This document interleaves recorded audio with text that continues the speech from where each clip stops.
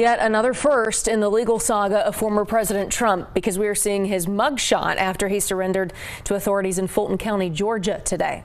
Here's a look at that picture, which is, unsurprisingly, going viral on social media. Today, Trump turned himself in on charges related to his alleged attempt to overturn Georgia's election results in 2020. 18 others, including Rudy Giuliani and Santa Fe-based lawyer John Eastman, are also charged in that case. UNM law professor Joshua Kastenberg joins us tonight with some amazing insight, I'm sure, on this saga.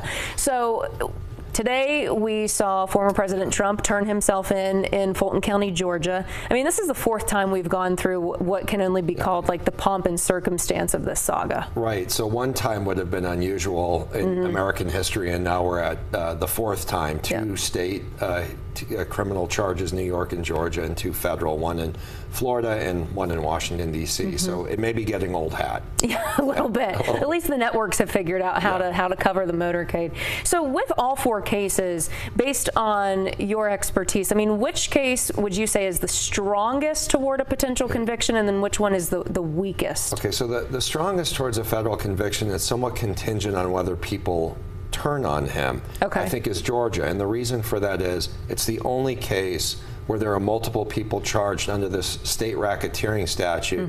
I suspect people will plead guilty and then cut deals and testify against him. And that can be harmful to both him personally and his campaign. But I also think that the January 6th charges that you see in Washington, D.C., those are the ones that are most likely to leave a lasting impact if he's convicted, not only on him in terms of his suitability to hold office on the national stage, but also for American history, that presidents are not above the law and the federal government is willing to take that step.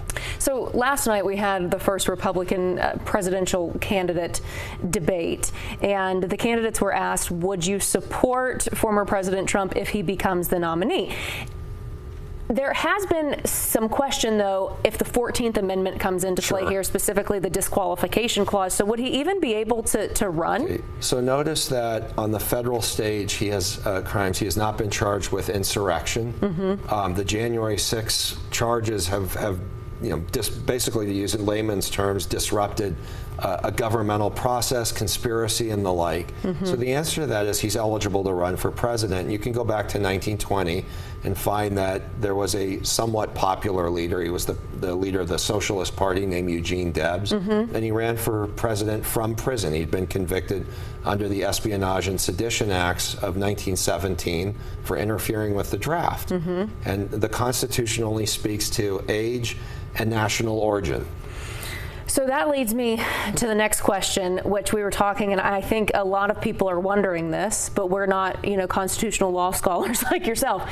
If any of these trials play out and he is the Republican nominee, and let's say he's convicted, where does America go from there? So that's both a political and a legal question.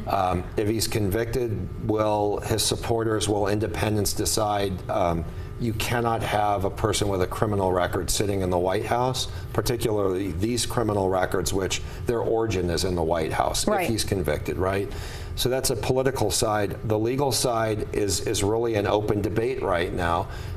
If he's president and he goes to prison, he can always pardon himself on the federal charges. But not the state charges in Georgia. The state charges in Georgia and New York, he cannot do that.